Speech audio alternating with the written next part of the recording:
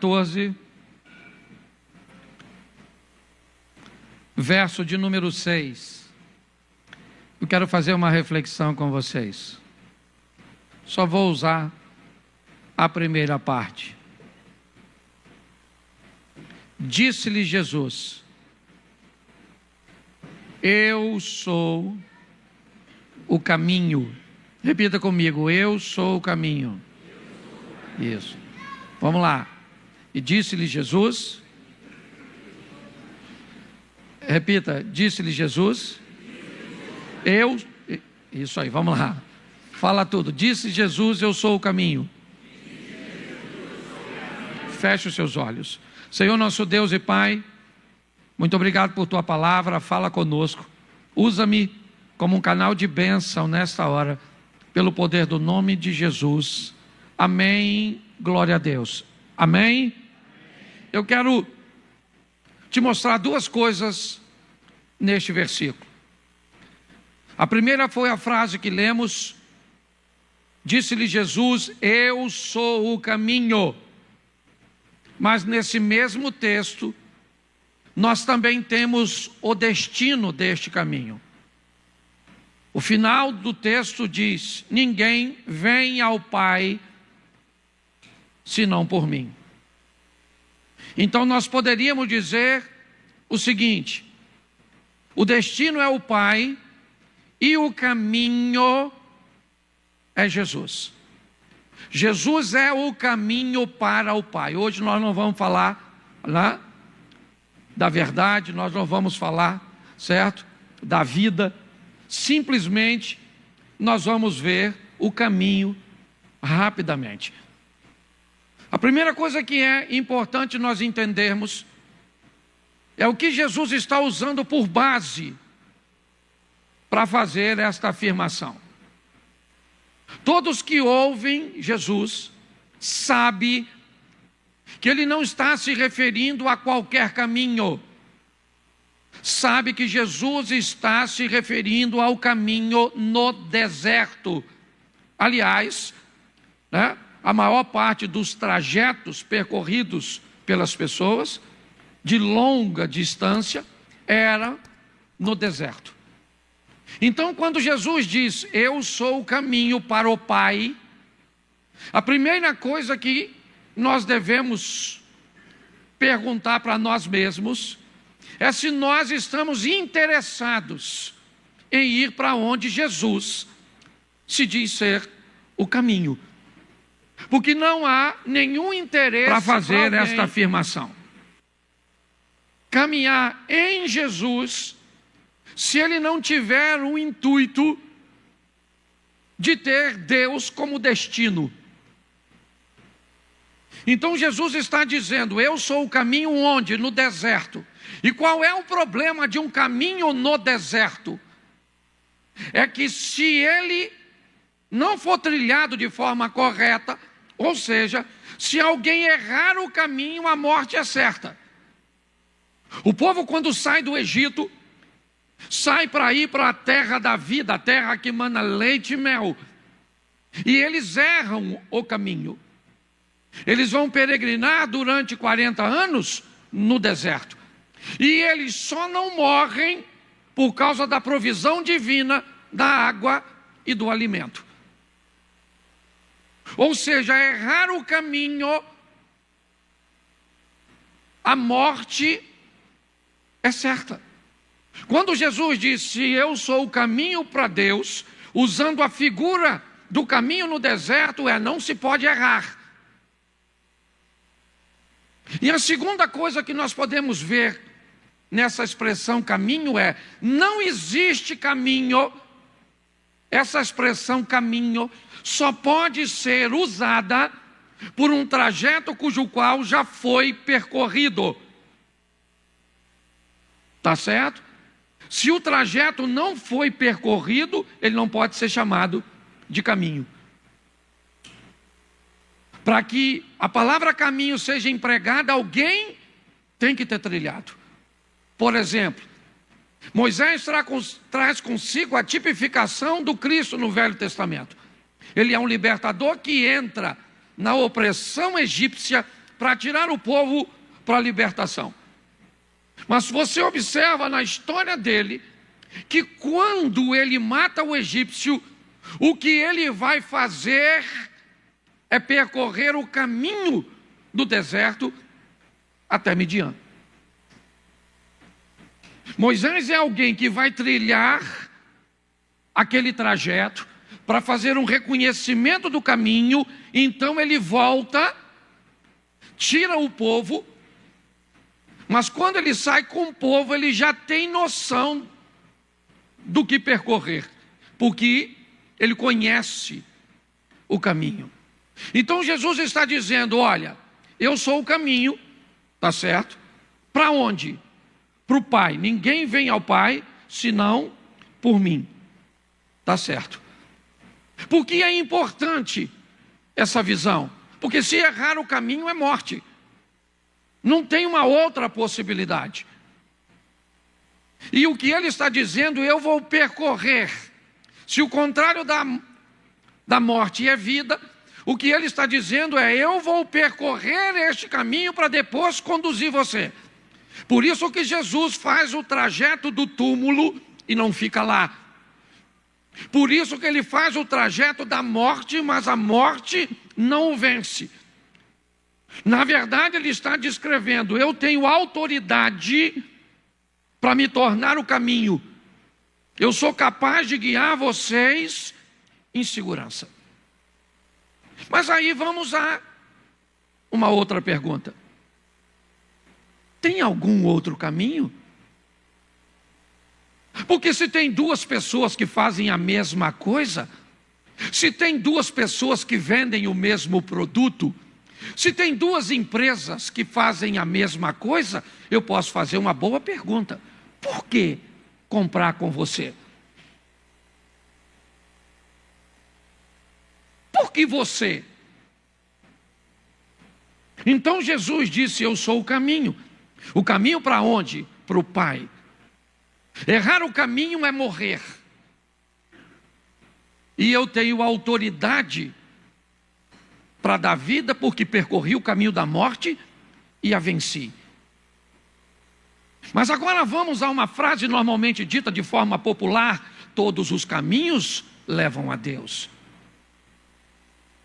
Então será que existe algum outro caminho que nos leve a Deus? Porque se houver, por que eu vou com Jesus?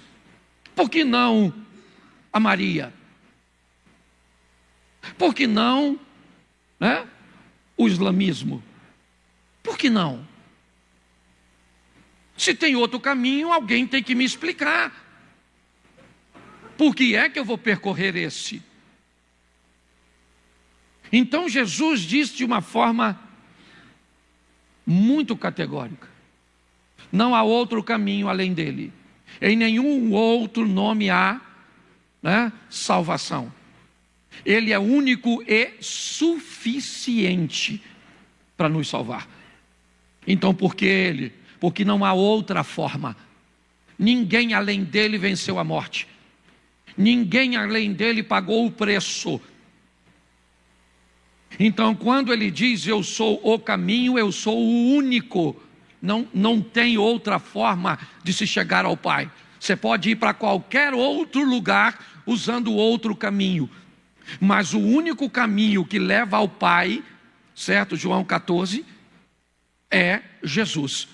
Eu sou o caminho e ninguém vem ao Pai senão por mim. Em nenhum outro há salvação.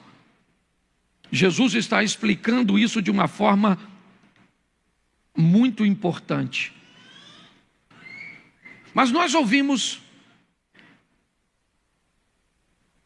também algo interessante. Como é que eu vou nesse caminho? Então tá bom, Jesus é o caminho, eu já entendi isso, ele me leva para o Pai, é para onde eu estou a fim de ir, tá certo? Não, eu estou a fim de ir para o meu próprio prazer. Na minha visão, morreu, acabou. Então você não precisa de Jesus. Ok? Eu quero ir para o inferno. Eu vim agora mesmo de São Paulo, Vim com Mary, e você passa em Itatiaia, está lá na beira da Dutra, o templo, que cada dia se torna maior, a Satanás. Tá certo? Está lá na beira da rua, com todas as imagens, os animais que vão ser oferecidos e todos os ritos. Tá certo. Se você perguntar a uma pessoa daquela lá, se eles querem ir para o céu, qual é a resposta? Não. Eles querem encontrar com Deus? Não. Eles têm o direito de fazer isso? Sim. Então parece uma coisa boba perguntar, mas todas as vezes que você lida com alguém que diz que quer estar em Cristo para encontrar com Deus, mas não consegue entender o restante dessa história, essa pessoa, ela acaba se atrapalhando. Mateus capítulo 7, lá pelo verso 13, a Bíblia diz: estreita é a porta, apertado é o caminho que conduz à vida. Então preste atenção, Jesus é um caminho apertado. Jesus não é um caminho largo. Naquela caminhada descrita por Jesus no deserto, há uma recomendação a todos aqueles que vão caminhar no deserto: não leve nada além do necessário, porque no deserto tudo que não é necessário se torna pesado. Qualquer coisa que você leve no deserto que não seja necessário, inevitavelmente te torna um peso para você, pode impedir você de alguma forma. Pastor, mas como é que eu ando nesse caminho? Então vamos lá, se o texto se completa, vamos dar uma olhada em como eu devo ir em Cristo para me encontrar com Deus, num caminho estreito. Se eu errar, eu morro. O único que percorreu com sucesso foi Jesus. De todos os que morreram, o único que tem no seu túmulo escrito: ele não está aqui, ele ressuscitou, é Cristo. Então como é que eu trilho esse caminho? Então vamos dar um pulinho no escrito do apóstolo Paulo: revesti-vos de toda a armadura de Deus. Nesse caminho eu preciso utilizar os elementos, certo, que o soldado trazia consigo. A preparação nos pés para trilhar caminhos desafiadores do deserto, não como o deserto de Saara, com aquela areia, mas as pedras, os espinhos. É basicamente impossível caminhar com sucesso por um longo trecho sem ter os pés protegidos. Toda a estrutura, o capacete, a couraça, o escudo, tudo, a espada. Então, para que eu possa trilhar este caminho de vida em Cristo, eu não posso simplesmente entrar nele de qualquer forma. Eu tenho que tomar posse de elementos que serão fundamentais no trajeto que eu vou percorrer entre Cristo e Deus, entre essa vida e a próxima. Jesus está explicando isso de uma forma muito importante. Mas me permita usar um texto do Velho Testamento. E ele diz assim: quando estiveres trilhando, ouvirá uma voz por trás de ti, dizendo: este é o caminho, andai nele, não se desviai nem para a direita, preste atenção, nem para a direita e nem para a esquerda. Essa é uma expressão bem interessante. Por quê? Porque o desvio para a direita ou para a esquerda de uma linha reta é normalmente a quebra de um esquadro. Você já viu uma casa onde no cômodo, num canto, tem uma cerâmica inteira. E quando você vai percorrendo, a cerâmica vai diminuindo.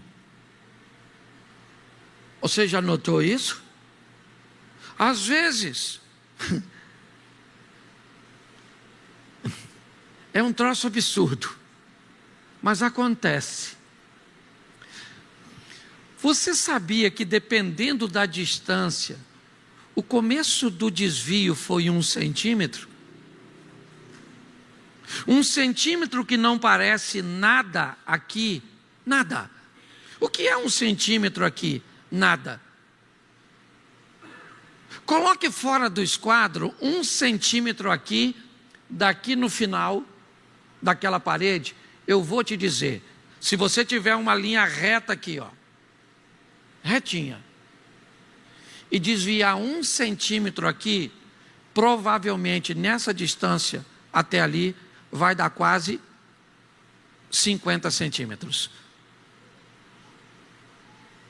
Quando a Bíblia diz, não se desviai nem para a direita nem para a esquerda, mantenha-se perto ou no alinhamento, o que ela está nos alertando é o seguinte: se você se desviar um pouquinho, eu vou dizer o que vai acontecer com você. Você não vai notar. O desvio é tão pouco, é tão pequenininho o que você tolerou, o que você aceitou, o que você, certo? Não fez questão. Mas como a caminhada de fé não é uma prova de velocidade, ela é de resistência, porque ela é longa. No final dessa caminhada, talvez você procure a linha de referência e não veja mais. Ela ficou distante demais. Um desvio pequenininho, por isso, a Bíblia diz, você vai ouvir por detrás de você uma voz que vai lhe dizer, este é o caminho, é este aqui. Não se desvie dele nem um pouquinho, nem para a direita e nem para a esquerda. O caminho da salvação descrito por Jesus dá a ele a autoridade de que em nenhum outro além dele sejamos salvos. Ele nos faz entender que é um caminho que não é largo, ele é apertado, ele é estreito. Num ambiente estreito nós vamos ter duas coisas importantíssimas. Primeiro, nós vamos ter poucas pessoas caminhando conosco. Segundo, caminhar num ambiente estreito não é agradável, é apertado, é desafiador. Dependendo do local que você entra, se ele for apertado demais, te dá até vontade de desistir. Eu vou voltar, eu não quero estar aqui. Jesus nos fez esse alerta e ele é importantíssimo. Ficar atento em que não sei o que as pessoas vão te dizer, mas a única coisa que eu posso concordar com todos os caminhos levam a Deus é muito simples. Todos os caminhos levam a Deus, sim ou não? Sim, porque com a morte todo olho verá, toda língua confessará, ou seja, todos os caminhos levam a Deus. Por quê? Porque independente do caminho que você tome, ele leva à morte, e a morte inevitavelmente nos leva a Deus. Agora, de volta para Deus, uma coisa é te levar para Deus, outra coisa é te levar de volta para Deus. O único capaz de nos levar de volta para Deus é Jesus, porque ele conseguiu isso com autoridade. Então ele disse de uma forma, muito incisiva: eu sou o caminho. Eu sou. Ele não disse eu tenho o caminho, eu mostro o caminho. Ele diz eu sou. Eu sou porque me tornei. Eu sou porque percorri. Eu sou porque se você quer encontrar com o Pai, que é para onde eu vou, e aí eu estou usando uma figura mais, né? Saindo aqui da Trindade, ele diz: pegue a sua cruz e venha atrás de mim. A cada dia que passa, nós vemos mais dúvidas em torno disso, mais questionamento em torno dessas situações. Então Jesus diz: eu sou o caminho, se errar é morte. Eu sou o caminho, percorri o caminho para me torná-lo. O caminho que leva o homem de volta a Deus é apertado, é estreito. Não leve nada que não seja necessário, porque só vai te dar problema na caminhada.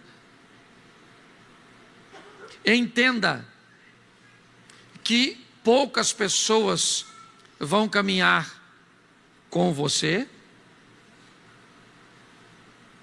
e se prepare para enfrentar a oposição. No caminho, com a armadura, o texto basicamente termina dizendo: porque com essa estrutura você poderá apagar ou sufocar ou suprimir, certo? Todas as astutas ciladas do diabo. Então, se Jesus é o caminho, Satanás é a perdição.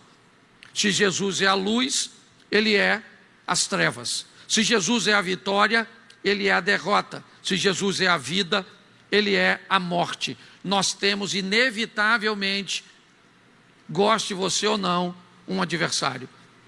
E a proposta dele é impedir que o que Jesus fez para nos salvar seja anulado. Por que você acha que até hoje tem religiões ou estruturas que sacrificam animais?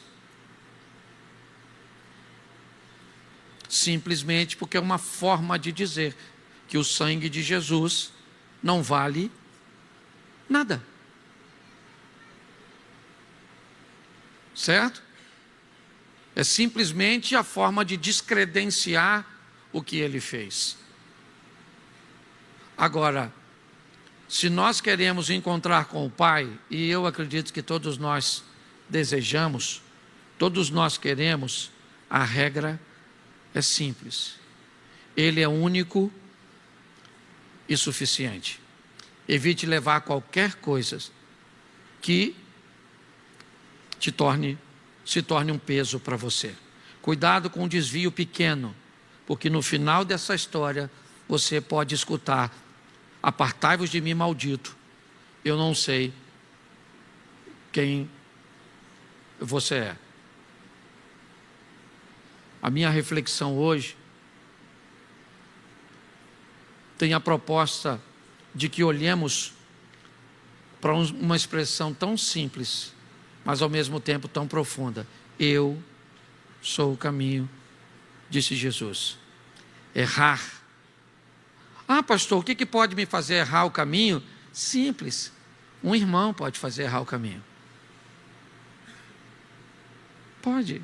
Ele pode te aborrecer a ponto de você se desviar.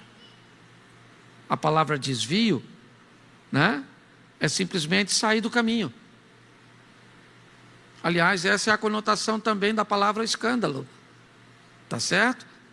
Você escandaliza quando alguém estava andando certinho e algo aconteceu e o tirou do caminho. Essa pessoa se escandalizou. Então você pode ter uma palavra de um pastor aqui em cima, que pode tirar você do caminho. Você pode ter uma brincadeira ou qualquer situação na igreja que pode te afastar do caminho. Você pode ter feito um negócio com alguém e esse negócio não foi legal, e aí você levou um prejuízo e isso tirar você do caminho. Você pode ter arrumado uma namorada e o relacionamento não foi muito extenso, não foi muito longo, e por causa do término de um relacionamento, pessoas se afastaram do caminho. A estrutura que o diabo vai usar para tentar nos tirar, ele vai fazer o que for possível, o que estiver ao alcance dele, para que nós saiamos do caminho. E volto e termino aqui. Não precisa sair muito, não.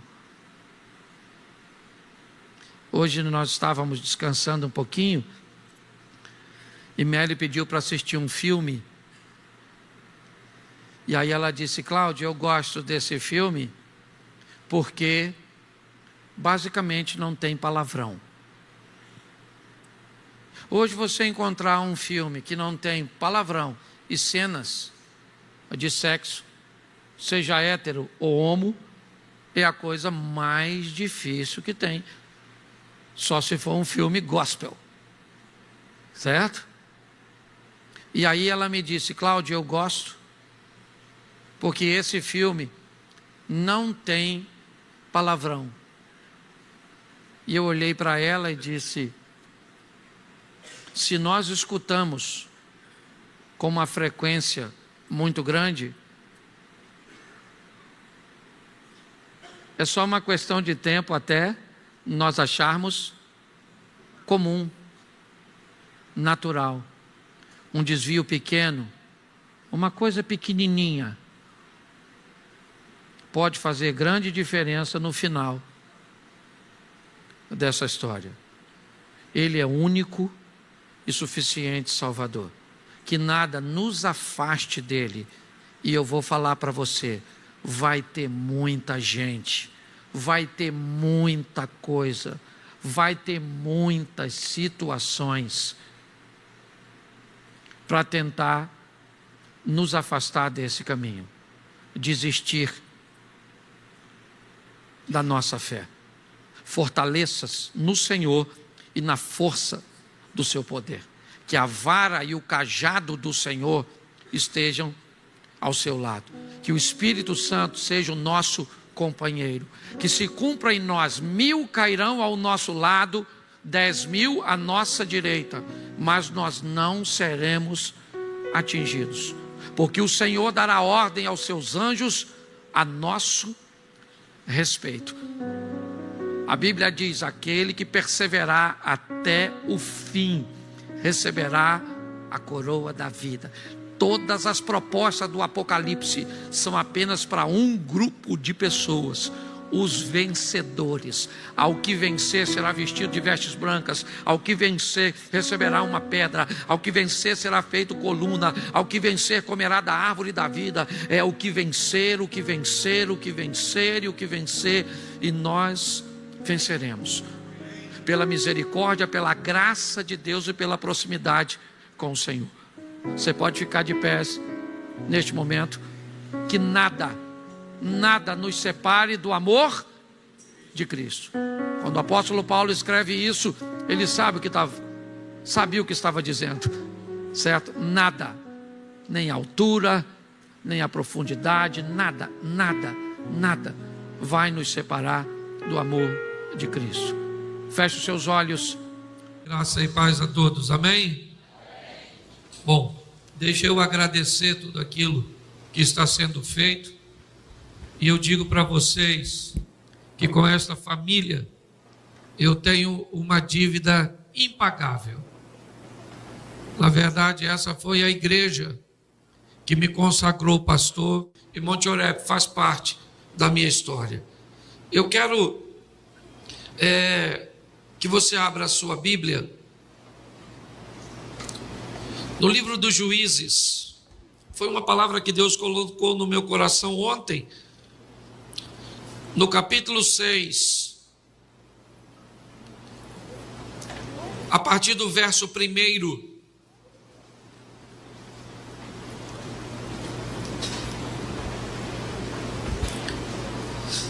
Juízes capítulo 6, verso 1, diz assim, posso ler, amém? Porém os filhos de Israel fizeram o que era mal aos olhos do Senhor, e o Senhor os deu nas mãos dos midianitas por 7 anos. E prevalecendo a mão dos midianitas sobre Israel, fizeram os filhos de Israel para si, por causa dos midianitas, as covas que estão nos montes, e as cavernas e as fortificações.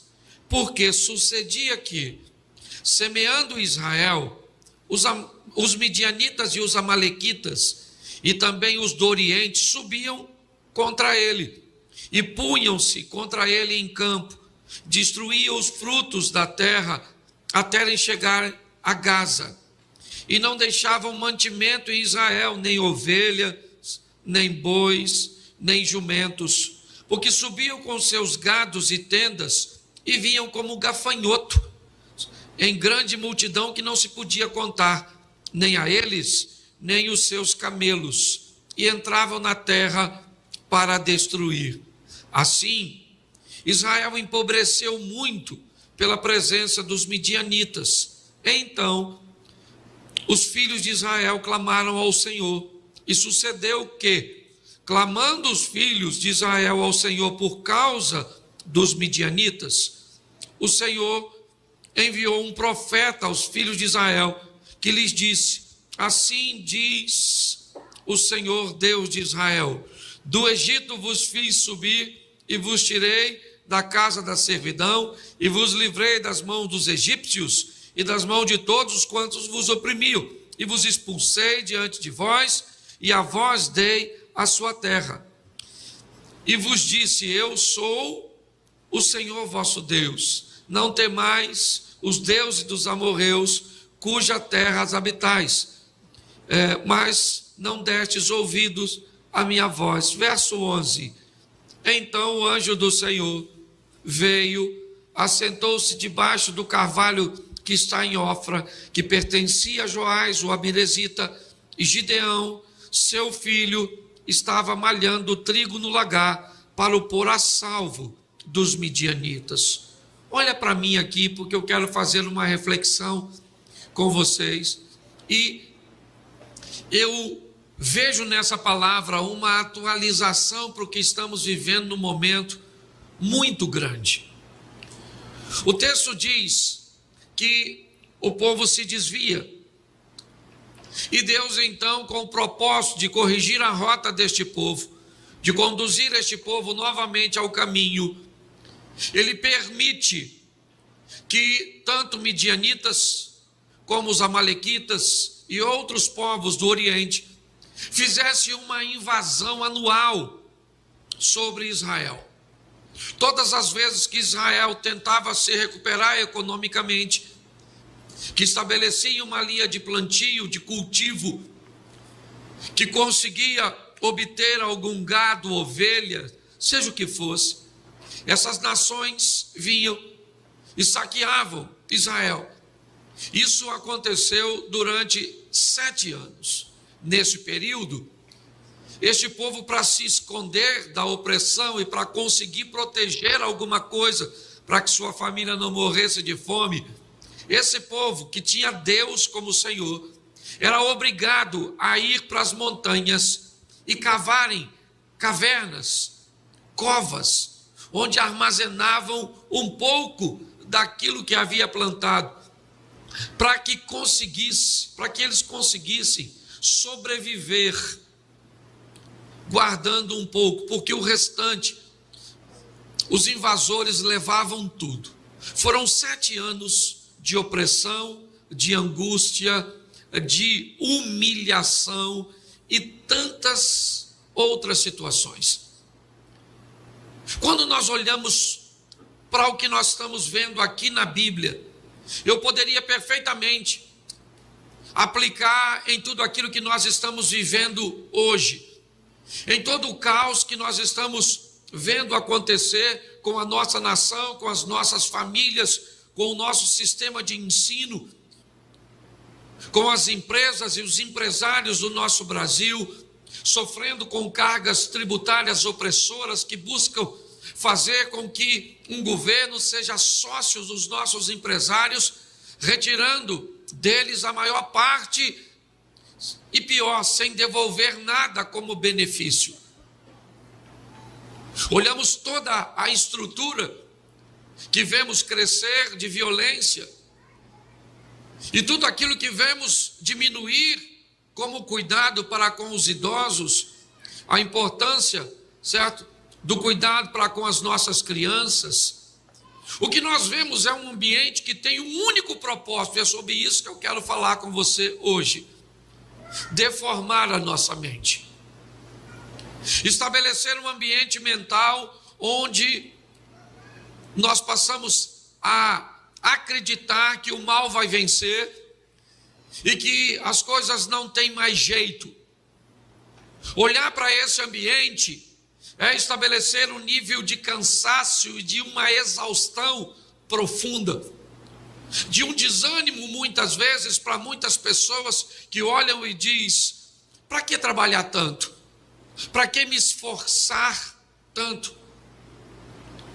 Quando nós olhamos para essa situação, o que nós vamos ver é que um ambiente mental caótico vai se estabelecer neste povo. Por quê? Porque é tanto tempo vendo e ouvindo coisas ruins, é tanto tempo lutando para produzir, para tentar realizar, para tentar conquistar, para tentar fazer com que as coisas aconteçam, e todas as vezes que eles se remetiam a todo o esforço, a toda a dedicação, o que vinha era uma opressão. Todas as vezes que se tem o propósito de se empenhar para manter um casamento bom, para treinar nossos filhos para que alcancem lugares que nós não alcançamos, para estabelecer um limite onde o nosso teto seja um piso cujo qual nossos filhos usará como plataforma para ir para uma próxima fase, o que vemos são filhos rebeldes. Nós vemos cônjuges que se dedicam e recebem como resposta muitas vezes a ingratidão, a incompreensão, a traição e tantas outras coisas. Porque tudo tem um propósito, e é isso que eu quero que você entenda: fazer com que a nossa mente fique atrofiada, criar um ambiente mental onde nós nos tornemos fatalistas, onde nós viemos para a igreja e lemos nossas Bíblias e fazemos as nossas orações, mas na verdade o que vemos não é uma possessão, pois o diabo não tem como nos possuir, pois nós somos templos do Espírito Santo, mas nós vivemos uma opressão. É como se tivéssemos ao nosso redor um sistema nos prensando, certo? Se você está bem na família, então eu te pressiono no que diz respeito a finanças. Se você está bem nas finanças, então eu te causo um problema familiar. Ah, você está bem na família e está bem nas finanças, então eu te causo um problema, uma pressão na questão da saúde. E sempre vivemos pressionados. E o texto diz que quando a solução chega, ela vai enfrentar um grande problema, e é isso que nós vemos hoje. Nós viemos para a igreja para pedir para que Deus haja. Nós trabalhamos para ver a mão de Deus agir a nosso favor, mas me parece que esse ambiente entorpecedor, sabe? Esse ambiente que parece que tem drogado a nossa mente, tem feito muitas vezes até que os nossos discursos sejam contraditórios em alguns momentos. Eu posso dizer uma coisa a você: uma das coisas que eu mais prezo é a mente, o coração. A Bíblia diz: de tudo que se deve guardar, em primeiro lugar, guarda o seu coração, porque é dele que procede as saídas da vida. A palavra coração não fala da bomba que joga o sangue pelo corpo inteiro, mas é da mente. Porque se o ambiente domina a sua mente, se a situação captura a sua atenção, a solução pode estar perto de você, mas você muitas vezes não é capaz de visualizá-la. O texto diz que Agar, quando a comida e a água acaba e ela não tem mais como cuidar de Ismael, ela deixa Ismael debaixo de um arbusto e fica de longe para não ver o menino morrer. E o texto diz que um anjo aparece para Agar e diz para ela: o que você tem, Agar? O que está acontecendo? Deus ouviu a voz do menino: dá uma olhada, tem um poço aí pertinho de você, como tem um poço perto de Agar e ela não tinha visto, mesmo tendo tanta sede? O texto não diz que Deus naquele momento fez com que um poço aparecesse. O texto diz e sugere que o poço já estava ali, porém o estado mental de Agar era de tanta dificuldade, era de tanta dor, era de tanto desespero, que ela não consegue ver uma situação que está tão próxima dela. Hoje eu posso dizer para você, se você acha que o mal está muito perto de você, saiba, se ele está muito perto, é porque Deus está mais perto de você do que nunca. É assim que funciona. O problema é que nós temos dificuldades de enxergar as coisas. Por quê? Porque o ambiente é ruim. Você acha isso estranho? Profeta Isaías, capítulo 5 ou 6, no ano em que morreu o rei Uzias, eu vi o Senhor assentado sobre um alto e sublime trono, e a orla do seu manto enchia todo o templo. Os serafins estavam acima deles, e cada um deles tinha 6 asas. Com 2 cobriu o seu rosto, 2 seus pés, e com 2 voavam.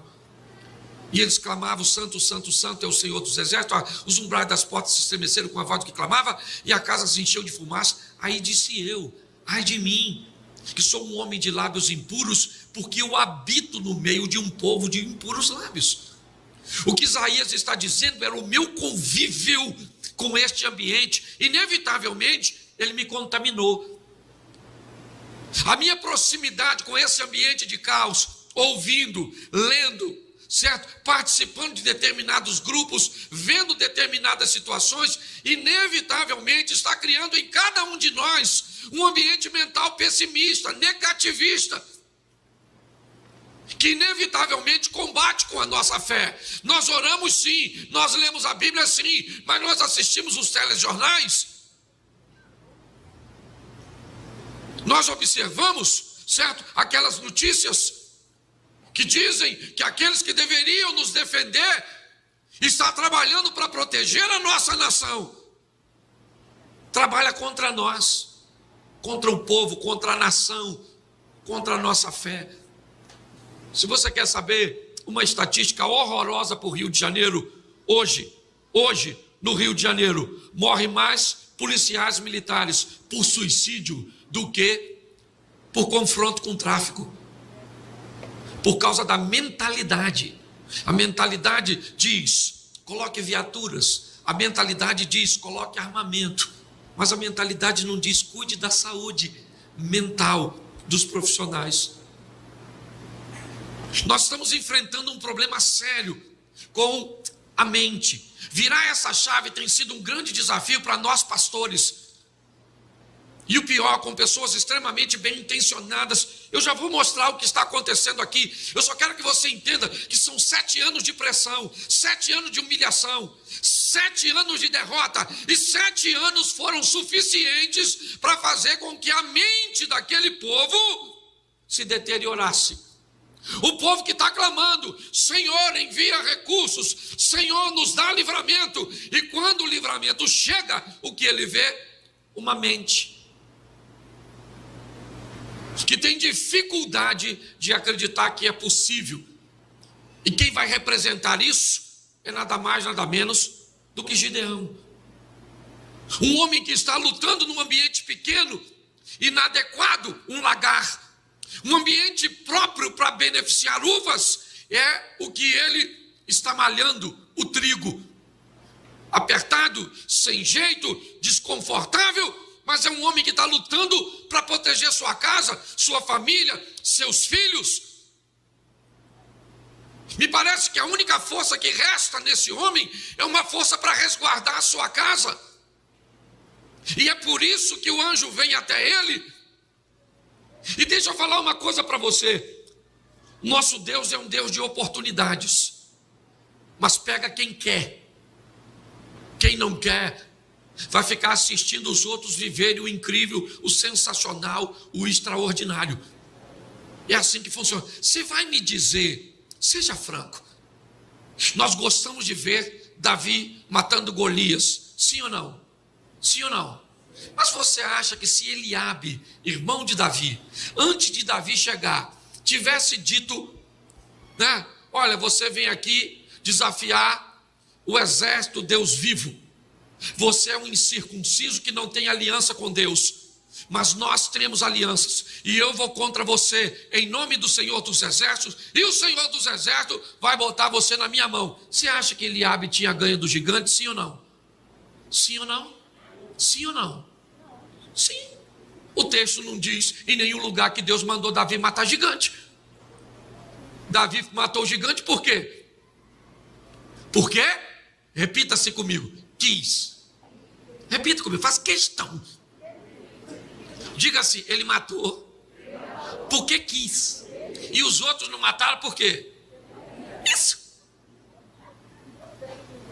Você está entendendo? Hoje você está fraco, eu estou meio abatido, eu estou meio cansado. É lógico mesmo, nós estamos numa guerra acirrada. Agora você continua desse jeito se você... Isso, porque está ruim. O negócio está difícil para todo mundo. Numa linguagem carioca, o bagulho está doido. É um grande desafio. É todo dia um leão para matar. Mas Davi matou porque quis. 3 horas da manhã, tudo escuro. 12 homens dentro do barco. Está escuro para quem? Para todo mundo. Está ventando para quem? Para todo mundo. O medo está tomando conta de quem? Jesus aparece andando em cima d'água para quem? E quantos vão andar em cima d'água? Quem foi? Por quê? Já está entrando no esquema. Ele andou em cima d'água por quê? Se João falasse, aí Jesus, já que ele vai, eu também estou a fim de ir. João falou? E era o discípulo, segundo ele, a quem Jesus? O que indica que amor não determina o nível de, a intensidade de milagres que você vai viver com Jesus. Ele está esperando você. Ah, pastor, minha vida é muito difícil. Claro, a sua vida está esperando você fazer por ela o que você nunca fez para ela te devolver o que nunca te devolveu. O problema é mental. O anjo chega, vamos aqui para a gente acelerar. Imagina o anjo, eu não sei como é que ele chegou, provavelmente numa figura humana. Chegou para o Gideão e falou assim, e aí, varão valoroso, o Senhor é contigo. Ele falou, o quê? Deixa eu explicar uma coisa para o senhor. Se o Senhor fosse conosco, nós não estávamos nesse perrengue. Nós não estávamos. O senhor está vindo aonde? O que ele está dizendo? Olha só. Olha, falar com o senhor, nem sei onde é que o senhor está. Sabe? Porque o senhor nos abandonou. O que o anjo é? Por que o anjo está lá? Porque Deus mandou. O cara está conversando com quem Deus mandou e está dizendo que não vai rolar. Você acha que ele é diferente da gente? Não é nada. A gente ora. Esse dia aconteceu um episódio. Eu entrei no leilão para comprar um carro. E comprei um carro no leilão, consegui arrematar. Não vou falar o valor, mas era um valorzinho alto. E depois que eu comprei o carro, eu descobri que era uma fraude. E eu já tinha pago. Não deu para culpar o Satanás, porque ele não anda comigo. Não foi ele que pesquisou o site. Não foi nada, foi tudo eu. Sabe quem fez a besteira? Esse que vos fala. O meu filho olhou o site e falou, pai, se o senhor tivesse me mostrado... Tá na cara que é falso. Aí é que doeu.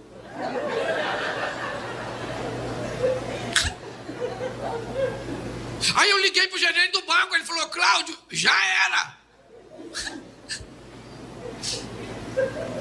Eu falei, já era. Mas vai pra delegacia e faz a ocorrência. Aí eu fui pra delegacia. Aí o detetive falou assim, ô pastor, que lamentável. Isso é uma quadrilha, né? Estelionatário. Já era. Aí eu liguei para um pastor. Nossa, Cláudio, que chato. Já era. A minha mente só escutava uma coisa: já era, já era. Mas eu aprendi uma coisa: eu sou esquisito mesmo. Isso que vocês estão vendo é esquisitice. Eu fui falar com Deus. Falei: Senhor, ó, se for para o Senhor falar já era, é só ficar quieto que eu já vou entender a mensagem. Eu sou inteligente, não precisa falar já era. Entendeu? Mas eu não posso perder, pra você ter noção. Era mais de 100 mil reais. Menino, eu não falei com Deus? Falei com Deus, expliquei tudinho. Não que necessitasse, mas eu precisava desabafar. Certo? E aí eu fui falando: Senhor, você viu a cor? Aquilo que me encantou. Eu não notei nada. Não perguntei nada a ninguém. Mas eu estou precisando de um milagre. Me devolve meu dinheiro aí. Poxa, a palavra devolver não está nem certa, porque não foi o senhor que pegou. Mas me dá meu dinheiro de volta. Menino, contrariando o pastor, contrariando o detetive e contrariando o gerente do banco. Menino, bloquearam o meu dinheiro no outro banco e me devolveram. Você sabe por quê? Sabe por quê? Porque minha mente continuou sã, mesmo escutando. Já era, já era, já era, já era. Hoje nós estamos debaixo de uma enxurrada de informações negativas. E se você não prestar atenção, você vai se dar mal. Você está entendendo? O anjo vem conversar, chama Gideão, Gideão já começa: nossa, se o Senhor estivesse conosco, acha isso? E o anjo disse para ele: vai nessa sua força. Ele olhou para a força dele e falou: deixa eu explicar uma coisa para o senhor, seu anjo. O senhor chegou agora. A minha família é a mais pobre de Manassés. Eu não tenho La Plata. Você tá, a influência do dinheiro. Eu estou na pela com a boleba de gude só. Se eu perder, eu tenho que sair da brincadeira. É mais ou menos isso. E segundo, eu ainda sou o menor na casa do meu pai. Nem primogênito eu sou. Eu ainda sou o caçula. Ou seja, nessa ordem revolucionária que o senhor está dizendo que eu vou viver, já vou logo dizendo para o senhor: não rola. O que nós temos aqui? Um anjo tentando dizer para o indivíduo que ele vai vencer, e o indivíduo discutindo com o anjo, dizendo: não dá. Hoje eu estou falando para você aqui: Deus tem uma cura para aquilo que não tem cura na tua vida. E você vai dizer: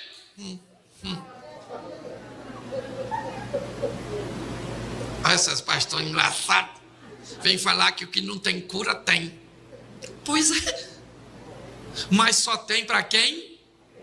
Não, vamos trocar para simplificar. Só tem para quem quer. Isso. Ah, pastor, eu estou com câncer mesmo, vou morrer. Vai embora, dá lugar para outro. Que história é essa? Estou desempregado, não vou conseguir emprego, meu casamento está em crise, não vai melhorar, meu filho está rebelde, nunca vai andar nos caminhos do Senhor. Que história é essa? Que discurso é esse? Quem mudou sua mente desse jeito?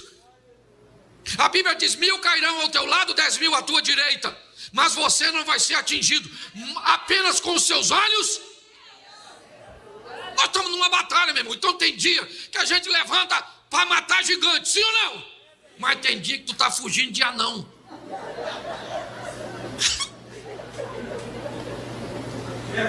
Esse negócio do Covid me pegou há um tempo atrás.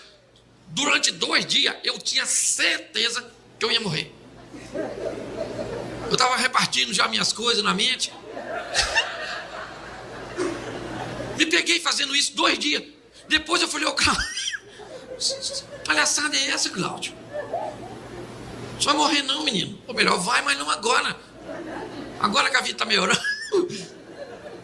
Mas a mente das pessoas estão assim, sabe? É o solteiro dizendo: nossa, casar é um fardo.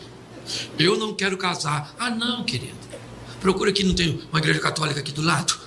Vai lá, faz voto de celibato. Tá, não quer casar porque está escutando demais que casamento. Ai, casou, não quer ter filho. Ah, não quer ter filho. Porque filhos são os catarrentos que... Deixa eu te falar uma coisa. Se seu pai pensasse igual você, Você não estava aí, infeliz. Não é verdade? Umas mentes muito esquisitas.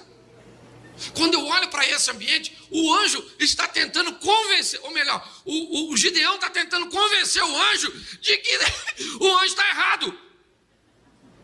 Ô gente, eu não sei como é que está a sua vida. Eu só sei de uma coisa, eu não posso resolver, mas tem alguém nesse culto que pode. E esse alguém é Deus. Ah, pastor, estou esperando um ano virar para mudar de vida. Vou te dar uma notícia. Está esperando um ano virar para você emagrecer? Para você estudar? Para você melhorar seu casamento? Já vou te dizer agora, não vai rolar. Porque quem quer mudar não muda amanhã, quem quer mudar, muda agora. Você tem que sair daqui com a mente transformada. Olha só, a mente do cara é tão ruim que olha o que o Gideão falou. Aí, ó, beleza. Mas vou falar uma coisa para o senhor. Eu acredito, se eu botar um paninho aqui, e amanhã de manhã eu voltar aqui, tudo tiver molhado em volta do pano, só o pano seco. Aí eu vou acreditar que eu sou capaz de liderar alguma coisa. No dia seguinte ele voltou lá, o paninho estava seco e tudo molhado. Aí ele olhou, falou assim, ó,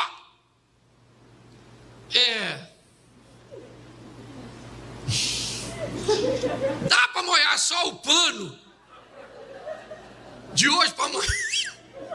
Às vezes eu fico me perguntando por que Deus não matou esse cara. Porque o ambiente mental que ele estava havia destruído. É isso. Hoje às vezes você não consegue crer, você não consegue reagir, porque você está num ambiente que deformou você. Mas você não veio hoje aqui à toa. Você veio porque Deus quer restaurar suas forças, suas energias e principalmente mudar a sua mente. Olha só. E aí ele acreditou. Olha que beleza. O Gideão acreditou, fez uma convocação, achando que ninguém ia aparecer na reunião do Gideão. E apareceu 32 mil homens. Eu fico imaginando o Gideão. Está chegando aí esse pessoal? Caramba. Eu acho que Deus está com a gente mesmo, hein? 32 mil, nós vamos agora, nós arrebenta midianita, malequita, nós mata anão, gigante, mata é tudo. Vou virar chefe de grupo de extermínio, vou arrebentar tudo. Quando ele está pronto para ir para a batalha, quem é que aparece? Deus. Deus falou, ô Gide, chega aí. Tem muita gente aí, sabe? Faz o seguinte, pergunta quem está com medo e manda para casa. Gideão deve ter pensado, além de mim tem mais alguém? Porque eu estou lutando para acreditar. Aí chega esse mundaréu de gente, só diz que é para ir embora quem está com medo? Deve ter uma meia dúzia. Certo? Ô gente, quem está com medo? 22 mil levantou a mão. Gideão falou, vai para casa. Pode ir. 22 mil, né? Sobrou 10. 10 dá, né, gente? Note que parece que a situação está querendo destruir a fé de um cara que está começando a construir. Sobrou 10 mil. Gideão falou, agora nós vamos, hein? Animado, gente. Covarde não vai no nosso meio. Deus falou, Gideão, chega aí. Vamos no privado. Tem muita gente aí, Gideão. Eu imagino Deus. Oh, meu Deus, muita gente. Muita gente, era 32 mil. 10 mil, a menos da metade, já foi embora quase todo mundo. E eu ainda fiquei, devia ter ido com os covardes. Estou lutando para acreditar. Você está rindo de quem? Gideão é você. Em determinado dia da sua vida, em determinados momentos da sua história. Entendeu? Somos nós. Aí Deus falou, vamos fazer agora um outro testezinho assim, rapidinho. Pede o pessoal tomar uma aguinha. Quem pegar a aguinha assim e trouxer na boca, você separa para cá. E quem beber assim, lamber, você manda para lá. Pegou aqui e trouxe 300, 9.700. Foi para lá. O que Gideão deve ter pensado? Ainda bem que só 300. Deus falou: ó, Gideão, esse pessoal aí que lambeu não vai não.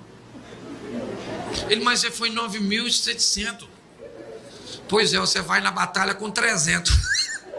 Aliás, 301. Gideão falou: não é possível. E Deus começa a explicar a Gideão o que está acontecendo ali.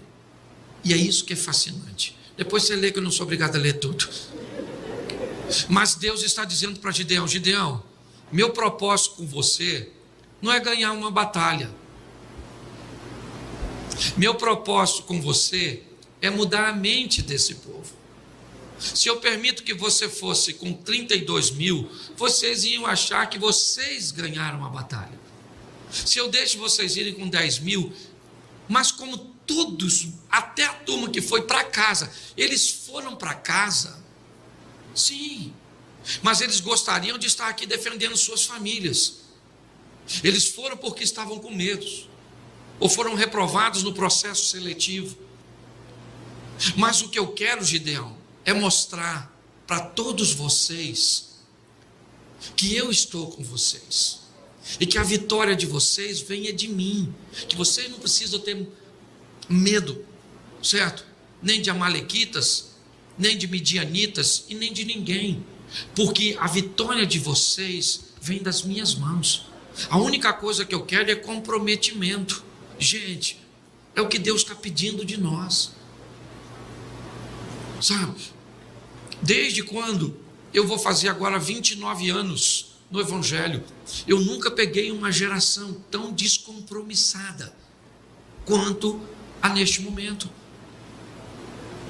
por causa, sabe, desse ambiente entorpecedor da mentalidade dessa nova geração, de um crente sem igreja, de um ambiente, certo, onde Deus está tão distante.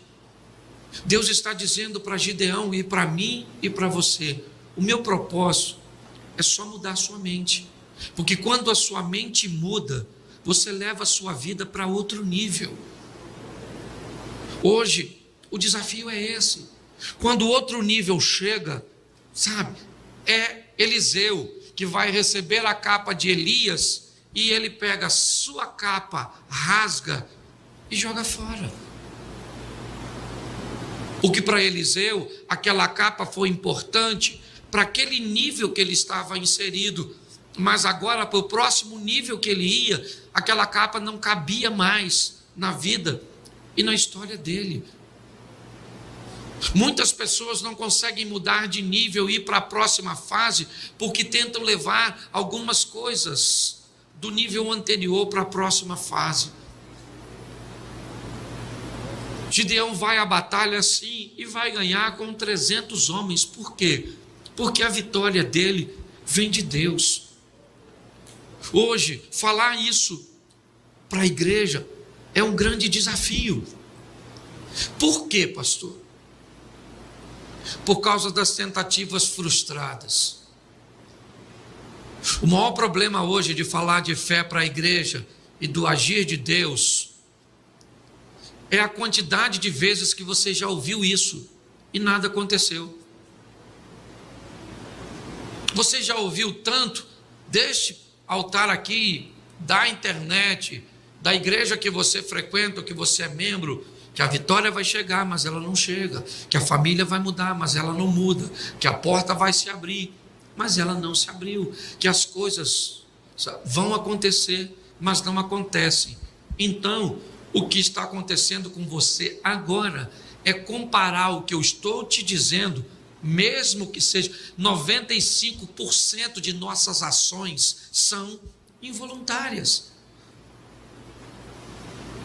O cérebro se adapta depois de fazer de forma rotineira. Por exemplo, você vai dirigir seu carro, praticamente 100% do que você vai fazer, quase, é automático. Você não pensa se vai passar marcha, se vai pisar no freio, é o acelerador, é a embreagem, se vai olhar para o retrovisor, se vai aqui, se está olhando para frente. Não, é tudo feito de forma programada. Então, quando Eu venho aqui falar para você que hoje pode ser o dia crucial da sua vida e que a sua história pode mudar hoje. O que a sua mente faz? Ela pega e compara o que eu estou te dizendo com aquilo que você já ouviu inúmeras vezes. É assim. Quando Davi, e eu fecho aqui, ele vai encarar o gigante, Saul traz o ambiente real, como Gideão fez. Gideão não está falando mentira, minha família é a mais pobre, eu sou o menor, eu não tenho condições. Isso não é mentira, isso é verdade. Saul está dizendo para Davi: você não pode lutar contra o gigante, ele é um obstáculo muito grande para você. Mas a mente de Davi tinha registros de vitórias e de experiências que deram para ele subsídio para que ele enfrentasse o gigante. É só isso, gente. Está na hora da igreja provar o poder de Deus, entendeu? Parar, sabe? É o que Deus disse para o gadareno, sabe? Vá para a tua casa e fala para eles o que eu fiz por você. Não, vá para a sua casa e mostra para eles quão grandes coisas fez o Senhor por ti e como Ele teve misericórdia de ti. Sabe o que aconteceu? 2 anos e meio depois da primeira visita de Jesus a Decápolis, Jesus volta, tem 4.000 homens, sem falar mulheres e crianças, para ouvi-lo, porque um homem ficou para mostrar e não para falar. Nós estamos cheios de palavras, cansados de promessas. Nós estamos querendo ver a glória de Deus, e Deus não é homem para que minta, nem filho do homem para que se arrependa. Ele falou que vai fazer, Ele faz. Amém? Ele é fiel para cumprir. Então saia daqui hoje para viver o incrível. Fique de pé nesse momento e diga assim, só se você quiser mesmo, diga assim: eu quero de novo. Não, é de novo eu quero. Fala assim: eu quero, eu quero e eu quero. Agora diga assim: e eu vou. É isso aí. Amém? Tome uma postura diferente e você vai ver que não é a sua expertise, não é seu network, não é a sua capacidade, ainda que ela tenha um peso muito grande nas realizações, mas é a mão do Todo-Poderoso.